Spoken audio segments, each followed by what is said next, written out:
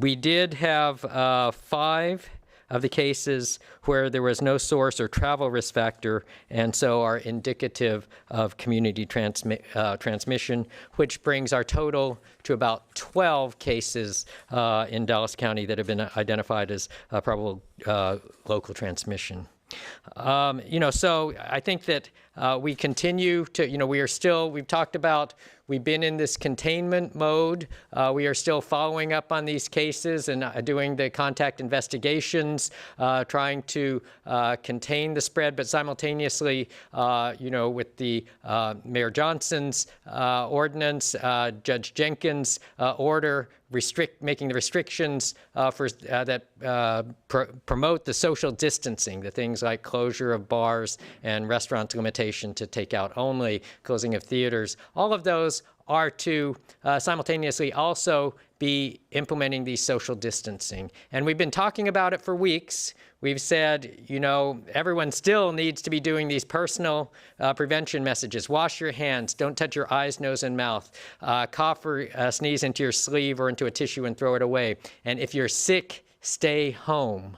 That you can't emphasize that one also enough. If you're sick, stay home. And then also washing the surfaces that are frequently contacted. And part of it's not magic how this is transmitted. When we evaluate close contacts, it's spread by droplets primarily. Close contact is defined as, within 6 feet for prolonged period. So that's not just passing each other in the hallway, but it's like being a family member or a caregiver, or it can be sitting in a waiting room together if the person who has illness doesn't have a mask to prevent that droplet spread. But the other definition of close contact is where the droplets are actually in physical contact with you, where if someone coughs or sneezes and it does get on you. So that's how you get transmission, and you can also pick it up off of surfaces and then rub your eyes or mucous membranes or something and get that. But that's how it's transmitted, so we know how to prevent it. Doing the hand washing, don't rub your eyes, nose, and mouth, staying home if you're sick.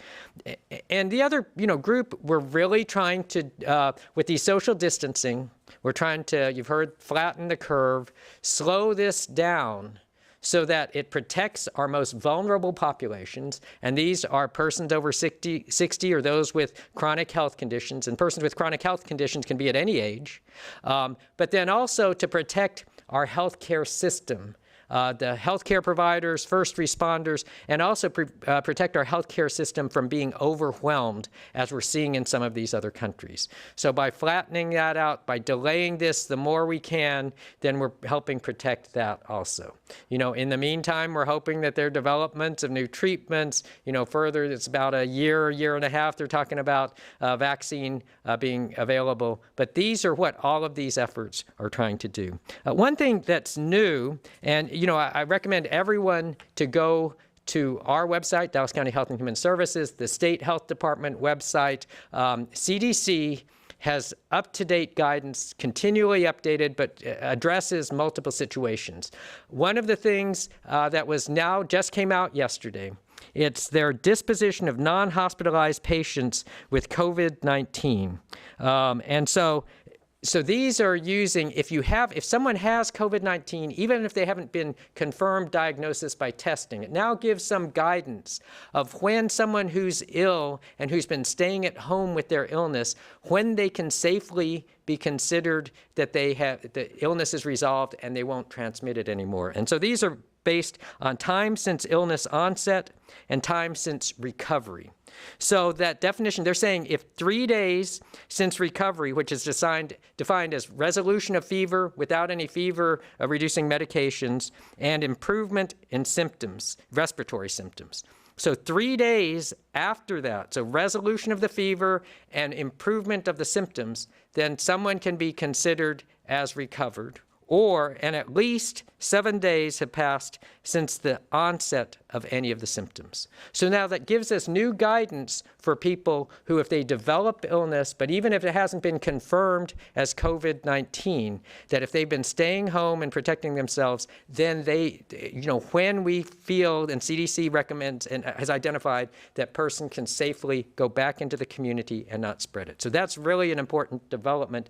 We are working on increasing the testing. It's now 2 weeks since we first stood up our capability of testing, and we were the first in the state to do it, even before the state health department. We've been working, we had emergency laboratory equipment purchases at that time. We've been, there have been ups and downs regarding availability of some of the reagents, some of the positive controls, things like that. So it's been, but we finally, our new equipment is in place and operational. We have all of our testing equipment certified and calibrated. We are now at a capacity of 160 tests per day. We've reported, I think it's been reported, we've done now, the last report from yesterday evening was 109 tests, which is actually a significant percentage of what's been done in the state laboratories. But the thing is, we are not the only source for these testing, is that we're one piece of it to help out with some of the public health investigations, those pieces. But there are now the commercial laboratories that are now online that can do the mass numbers that we're actually needing. So the commercial laboratories have been on almost the same, for now almost 2 weeks, to be able to supplement, to really give the large number, increase the capacity for testing. Parkland also stood up their drive-through testing yesterday, or what day is today? Today's Wednesday, 2 days ago, which is focused on healthcare providers, first responders, and Parkland patients that have symptoms. It's not just for anyone who thinks, hey, I want to test if I've got COVID. You do have to have symptoms. And then also some of the other, you've heard about the federal initiatives to support our community. There are 2 testing sites that will be coming on board, and you'll probably hear more about that in the city council hearing that will be available. Drive-through sites that can serve, I think, 2,500 each per week. So that's where we are. I want to just emphasize again a couple of things, the vulnerable populations, that those that are 60 years of age or older or have chronic health conditions, the recommendation, stay home and, really avoid contact with other persons. So try to stay home because that's the most vulnerable populations we're dealing with. Are you satisfied with the restrictions that you have at this time, or do you think there may be the need to go even further with more isolation of the population?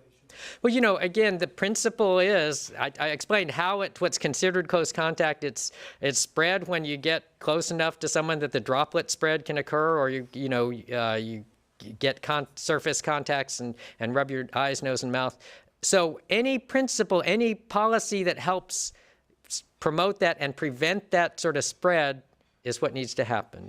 I know in some other communities, some of the, the leaders were, they made statements about St. Patrick's Day or something, and I think it was more in other communities, as I said. But, it's frustrating then when people are still gathering in bars and doing stuff, and that's why, Mayor Johnson, Judge Jenkins, passed these new rules and ordinances to restrict those gatherings and those settings. Neighboring counties are still having those gatherings right there up the road in Plano. They're still at bars. Well, that's where, and again, that's where we've been saying it's all of us together. It's not magic how this is transmitted. We need to all work together. That's how we are going to be successful in addressing this. Are you surprised at the ages? We keep hearing the elderly population, but you have at least a few in the hospital that are in their 20s. Can you talk a little bit about that? Right.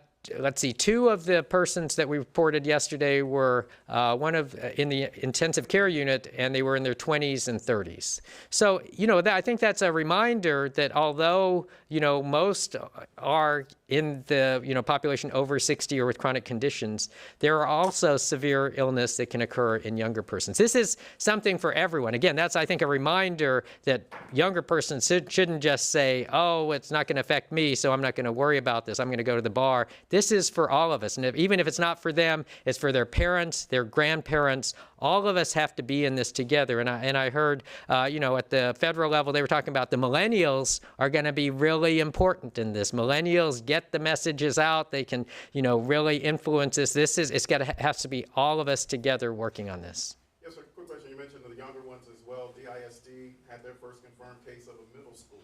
Can you address as far as, I know it went to 2 classes, saw a school nurse. Are there having to be any self-quarantines among those 2 classes and that school nurse? My understanding, again, and that was one of, we have one teenage report that's added to our list this morning. Again, you'd have to work, our epidemiologists assess the exposure and close contacts and notify everyone that's been identified as a close contact. And, so that process has occurred. My understanding is, the individual was not in the school for very long, or the schools, and we've heard from some of the school districts already, they are really tremendous partners also in this. They are doing and implementing the guidance from CDC. They are implementing the infection control recommendations. I mean, it sounds like this person was identified and sent home quickly. So, that's about really all I can say in particular. But I know that those risk and, assessments for contacts are done, and anyone that's identified as needing to be notified is notified. No, as we talk about community spread, just to reassure the community, we have a location now where there was a positive case that's in a community. We know an exact spot. Word to the community around that, the fact that it won't spread to the community, the people who live around there shouldn't be concerned? Well, just because someone might be at a particular, have a home address or something, doesn't mean you don't know, where someone travels. That's why we do those assessments, risk assessment. But that's, again, it's not just passive. Unless someone coughs on someone or is exposed to droplets, it's, it takes more prolonged contact to get that spread. And so that's, again, understanding how it's transmitted, then that helps people know what they need to do to protect themselves also. When can we expect the drive-throughs in Grand Prairie and the one at the Silver Lot at AAC to be up and running? And actually, I don't know if others have talked about it. I think the location is going to be the second. It's going to be American Airlines Center and the Ellis Field House, I believe, is where they're going to be. But you might verify that. But that's, I think, where this. And I know that's working with federal resources, so that operation is ongoing, working with the city, with the county, and Parkland and other partners on that. But probably get that verification from someone else. We don't but know that. when they'll be up and running. The intention is within this week is what I've heard, but I've not heard the very latest. Again, it changes every minute, so things have been. What do you expect to see from our number of cases once all of those tests are being conducted? Are we going to see hundreds of new cases? How many are we going to have here? We know that when the results and the data that we have today are probably 5 to 10 days behind. So we know as more testing gets out there, there will be more numbers coming up. And we've been saying that from the start. We've said that for weeks. And for everyone, we've been preparing for whatever level of response may be necessary. So that's what we continue. We're all in this together. Everyone needs to keep practicing those personal hygiene practices, but then also be prepared for these other, social distancing efforts that are going on. And we've said for several weeks, think through the details of how you're going to take care of your kids if schools close, what you're going to do about, teleworking, how you're going to take leave and make sure you can take your leave and aren't disincentivized from taking sick leave. Are you impressed to see the way the Dallas City Council conducted this meeting today with so many people not even in the room and only a few of you being one of the brave ones who actually came here? This is the social distancing that everyone needs to be practicing. This is what it was very encouraging to see. Yeah, we all need to be doing this. So that's great to see. Thank you. Thank you. Thank you. Doc, off the record, how long does the virus stay alive on a surface? There's various information out there, on hard surfaces, maybe 72 hours. But, I mean, but that's, you know, some of this is, yeah, It's hard. ideal It's a very conditions. hard thing to test. Yeah.